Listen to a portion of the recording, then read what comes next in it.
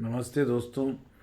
ये वीडियो मैं स्पेशली बना रहा हूँ उन साथियों के लिए, उन विद्यार्थियों के लिए, उन शिक्षकों के लिए, उन अभिभावकों के लिए जो वास्तव में सफलता प्राप्त करना चाहते हैं, वो भी निर्भयतापूर्वक पूरे आत्मविश्वास के साथ में। स्पेशली ये वीडियो मेरा मैं उन विद्यार्थियों के लिए है जो बिना किसी डर के बहुत आसानी से सफलता प्राप्त करना चाहते हैं।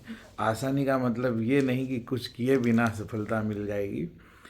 अभी सेशन के बीच में आप जानते हैं कि अनेक प्रकार की परीक्षाएं होती है। अगर हमें बोर्ड की परीक्षा हो या सेशन एंडिंग एग्ज़ाम हो, उसमें सर्वाधिक अंक लाके या कम से कम कंसिडरेबल अंक लाके बहुत अच्छे तरीके से उत्तीर्ण होना है, सफल होना है, तो आपको दोस्तों स्टार्टिंग से जितनी भी परीक्षाएं हैं उन प्रत्येक परीक्षाओं पर अपना अच्छा प्रदर्शन करने के लिए कुछ नियमों का पालन करना होगा। सभी पेरेंट्स से, सभी अभिभावकों से और सभी शिक्षकों से मेरा विनम्र अनुरोध है कि मैं आगे जो 3-4 बातें बताने जा रहा हूँ वो अपने विद्यार्थियों को, अपने बच्चों को समझाने का प्रयास करें। और अगर विद्यार्थी सुन रहे हैं तो केवल सुने नहीं, इस पर विचार करें कि क्या वास्तव में इससे आपको लाभ हो सकता है। पहली जो बात मैं आपको बता रहा हूँ वो यह है कि आपको सफलता प्राप्त करने के लिए प्रारंभ से ही, स्टार्टिंग से ही किसी भी एग्ज़ाम के प्रति फेमिलियर होना पड़ेगा। और फेमिलियर होने के लिए आपको स्टार्टिंग से ही परिश्रम करना पड़ेगा, मेहनत करना पड़ेगी और आज में जीना पड़ेगा। हम लोग बेटा ये सोचते हैं कि एग्ज़ामिनेशन में लास्ट में जाकर के हम कवर कर लेंगे, परीक्षा के दिनों में हम बहुत मेहनत करके तैयारी कर लेंगे, और इसीलिए बस कुछ बच्चे परीक्षा के ठीक 2-4 दिन पहले छुट्टियां ले लेते हैं और ये सोचते हैं कि इन 4 दिन में मैं अपनी परीक्षा की बेहतर तैयारी कर लूँगा और सर्वाधिक अंक ले आऊँगा। हो सकता है आप रट करके किसी भी प्रकार से येन केन प्रकारेण कुछ अंक ले भी आए, अच्छे अंक ले भी आए, लेकिन रिजल्ट आने के बाद आपने जो जल्दबाजी में रात दिन मेहनत करके तैयारी की, उसमें से आपने लर्न क्या किया, आपको याद कितना रहा, और ये आपको आने वाली अगली एग्जामिनेशन में काम कितना आएगा। कहीं फिर से तो आपको ज़ीरो से स्टार्ट नहीं करना पड़ेगा, इस बात पर ध्यान दें। मैं जो आपको कहना चाहता हूँ, आपको अपनी परीक्षा के प्रति अवेयरनेस रखना पड़ेगी। अवेयरनेस का मतलब ये है कि आपको मालूम होना चाहिए आपके सिलेबस में ये चीज़ें आपको आसानी से आती है, जिससे आप अच्छी तरह पढ़ कर के तैयार कर लेंगे, और ये टॉपिक, ये विषय वस्तु है जिसमें आपको ज़्यादा मेहनत करने की ज़रूरत है, ये आपको आसानी से समझ में नहीं आ रहा है, तो पूरी तरह से कंसंट्रेट होकर के सबसे पहले उसको अच्छी तरह पढ़कर समझकर, और आपके जो दोस्त है, हो सकता है कि आपके दोस्त ज़्यादा बेहतर तरीके से उसे जानते हो, उनसे समझिए, अपने शिक्षकों से समझ लीजिए। सोशल मीडिया का उपयोग परीक्षा के लिए पॉजिटिव वे में, इफ़ेक्टिव वे में करना सीखिए। सोशल मीडिया पर, इंटरनेट पर बहुत सारी चीज़ें ऐसी अवेलेबल है, जो टॉपिक, जो क्वेश्चन जो आप नहीं समझ पाए हैं, उसका कोई बेहतर कंटेंट आपको मिले, बेहतर वीडियो आपको मिले, बहुत अच्छी चीज़ आपको मिले, और आप बेहतर तरीके से तैयारी कर पाएँ। यहाँ पहली बात तो मैंने ये कही, अवेयरनेस और इस चीज़ का उपयोग। दूसरा, अगर आपको निडर होकर कोई भी चीज़, अगर हम बिना किसी टेंशन के, तनाव के, घबराहट के, एंग्जाइटी के, निडर होकर के अगर कोई एग्ज़ाम देते हैं, तो चाहे हमने पढ़ाई कम की हो, लेकिन हमारे मार्क्स पक्के होते हैं। कुछ मार्क्स डेफिनेटली हम विश्वास के साथ ला सकते हैं, क्योंकि हमारा कॉन्फिडेंस, हमारा आत्मविश्वास हमें कुछ भी निगेटिव वे में करने से, निगेटिव वे में जाने से हमें रोक लेता है। और हम चाहे पूरा क्वेश्चन पेपर अटेंड ना करें, लेकिन अगर फियरनेस नहीं है, थोड़ी मेहनत की है और पूरा आत्मविश्वास है, तो आपका परीक्षा में प्रदर्शन बहुत ही अच्छा रहेगा। ये करने के लिए आपको हार्ड वर्क करना पड़ेगा। हार्ड वर्क का मतलब कोई वजन आपको ढेर सारा नहीं उठाना है दोस्तों। आपको हार्ड वर्क करने का मतलब ये है कि अपनी डेली लाइफ को ठीक से सेट करना पड़ेगा। भाई अभी तक आपने नहीं की है तो कर लीजिए। रात्रि में ठीक 10 बजे तक, मैक्सिमम 11 बजे तक सोना अनिवार्य है।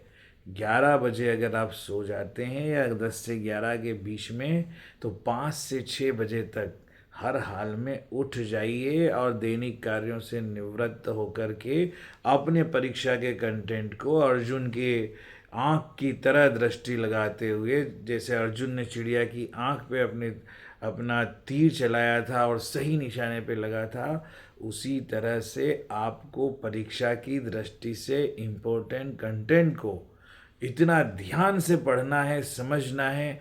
और एक बात ध्यान रखिए, कोई भी चीज बेटा, आप चाहे कितने भी जीरो लेवल के हो, चाहे आपको कुछ भी नहीं आता हो, लेकिन एक बात ध्यान रखिए, किसी नल के नीचे से, किसी पानी के स्रोत के नीचे से एक एक बूंद अगर रोज टपकती है, तो ये बात पक्की है कि हम जानते हैं वो पानी की बूंद पत्थर पे घाव नहीं कर सकती, लेकिन बार बार टपकने से कुछ महीनों बाद उस पत्थर में छेद हो जाता है। और रस्सी जो अगर पत्थर की शिला पर चलती है, तो हमने बहुत पुराना दोहा सुना है कि रसरी आवत जात ही सिल पर होत निशान, पत्थर पे निशान पड़ जाते हैं। गांव में कवेलू से और चद्दर से, छत से जो पानी गिरता है, बार बार एक ही जगह गिरता है, तो बहुत बड़ा गड्ढा हो जाता है। ठीक इसी तरह से आप किसी भी कंटेंट को बार बार पढ़ने का, समझने का प्रयास करेंगे, बार बार समझेंगे, 10 बार पढ़ेंगे, एक बार नहीं आता है तो कुछ आउटलाइन, कुछ ऐसी चीज़ें, कुछ ऐसे फैक्ट आपको लर्न हो जाएंगे कि आप डेफिनेटली अच्छी तरह से उस क्वेश्चन को हल करने में समर्थ होंगे। ज़्यादा आत्मविश्वास से उस प्रश्न को आप हल कर पाएंगे। तो आपको ये आत्मविश्वास आपके मन में लाने के लिए निरंतर कंसिस्टेंटली प्रयास करना पड़ेगा, मेहनत करना पड़ेगी। बेटा आज जो मेहनत कर रहे हैं, आज जो आपको तकलीफ होगी, जो कष्ट होगा, ये समझ लिए जो आपने वर्तमान में आज में परिश्रम किया है, यही आपका भविष्य है। अगर ये सोच लिया कि फ्यूचर में ऐसा कर लेंगे और फ्यूचर बन जाएगा, कभी भी नहीं होगा। कल का फ्यूचर आपको बेहतर जिंदगी जीना है, अपने जीवन में हमेशा सफल होना है और अच्छे स्थान पर जाना है, तो आज आपको हर प्रकार से अपने भविष्य को संवारने के लिए आज आपको सेक्रीफाइस करना पड़ेगा। टाइम टू टाइम आपको पढ़ना पड़ेगा, समझना पड़ेगा, परिश्रम करना पड़ेगा। जहाँ ज़रूरत है शिक्षक से पूछिए, जहाँ ज़रूरत से अपने साथी से पूछिए, बार बार किताब को पढ़िए, रेफरेंस बुक को पढ़िए और डिफरेंट टाइप से, अलग अलग एंगल से उस चीज़ को समझिए। आप अनिवार्य रूप से बहुत बेहतर कर पाएंगे। मैं आपको एक दो पॉइंट और जो बताना चाहता हूँ, ये दो मैंने बखास बातें बताई है। तीसरी बात यह है कि आपकी जो स्टार्टिंग है, स्टार्टिंग से ही आपको ये लगना चाहिए, फेमिलियर हो जाना चाहिए ईच एंड एवरी एग्ज़ाम के प्रति। आपने अगर ये सोचा कि मैं बाद में कवर कर लूँगा तो बहुत मुश्किल होगा। फेमिलियर होने का मतलब क्या है? फेमिलियर होने का मतलब ये है कि आप जब कोई परीक्षा देने जाएं तो आपका मन इतना शांत हो, एंग्जाइटी बिल्कुल भी ना हो, पर घबराहट बिल्कुल भी ना हो। और उसका मतलब ये नहीं कि हमने परीक्षा की तैयारी भी नहीं की और हम बड़े आसानी से मस्ती करते हुए जा रहे हैं और फेल हो जाए तो भी हमारी आंखों में ज़रा सी शर्म नहीं, हमें इस बात की चिंता ही नहीं कि जो होना है होगा पेपर में। ये एक अलग टाइप का व्यक्तित्व है। मेरा यहाँ कहने का मतलब ये नहीं है।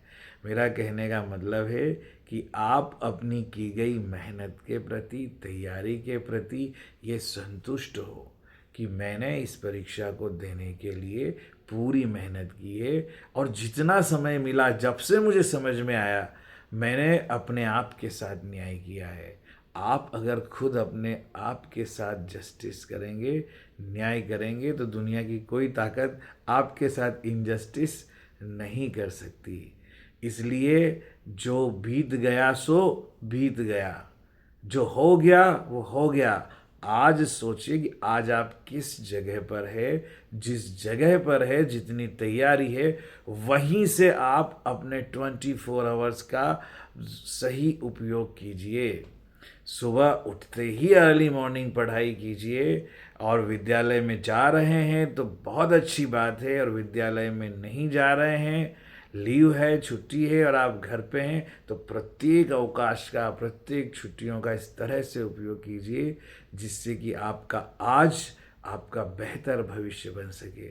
अगर आप अपना ध्यान सोशल मीडिया में लगाएंगे, निगेटिव चीज़ों में लगाएंगे, अगर आप अपना ध्यान दूसरों की आलोचना में लगाएंगे, अगर आप अपना ध्यान दूसरों की सफलताओं को देख कर के खुद परेशान होने में लगाएंगे, तो किसी भी रूप में आपका भला नहीं होना, नुकसान होना ही होना है।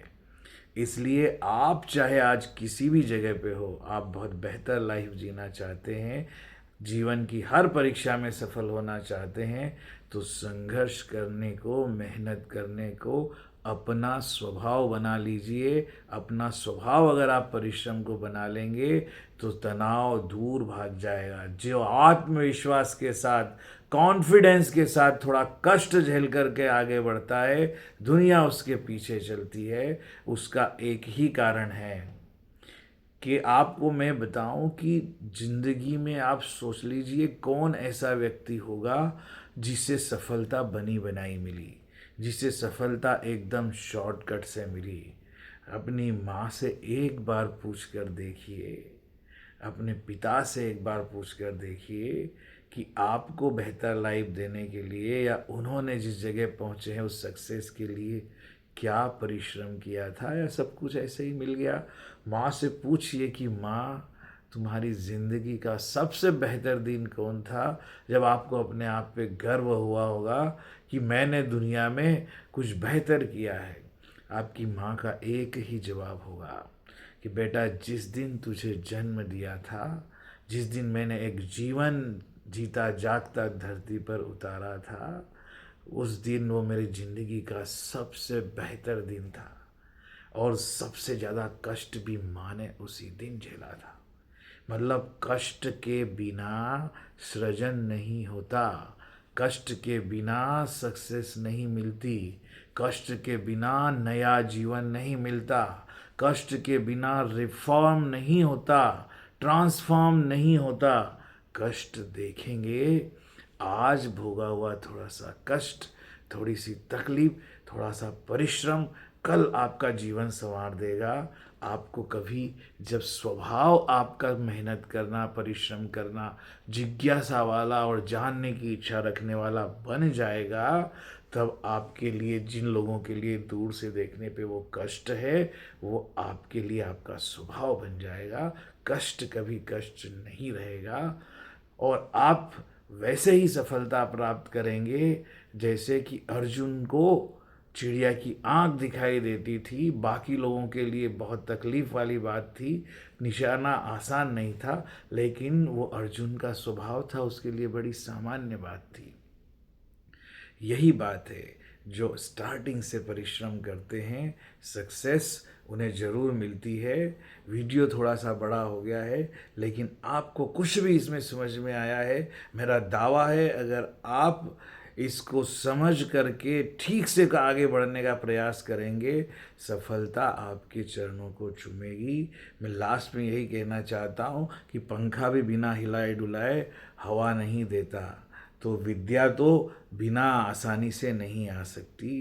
किसी ने कहा भी है, बिना डुलाए ना मिले ज्यों पंखे की पौन, विद्या धन उद्यम बिना कहो जो पावे कौन। तो ज्ञान प्राप्त करने के लिए, विद्या प्राप्त करने के लिए कष्ट सहन करना, थोड़ा त्याग करना, अपनी आदतों पे कंट्रोल करना और परिश्रम को अपना स्वभाव बनाना बहुत ज़रूरी है। मेरा सभी, फिर से पुनः सभी टीचर से, सभी पेरेंट्स से आग्रह है कि आज अपने बच्चों का वर्तमान संभाल लीजिए, उन्हें ये संभालने लायक शिक्षा दे दीजिए, संस्कार दे दीजिए। भविष्य, बेहतर भविष्य, स्वर्णिम भविष्य आपका इंतज़ार कर रहा है। धन्यवाद।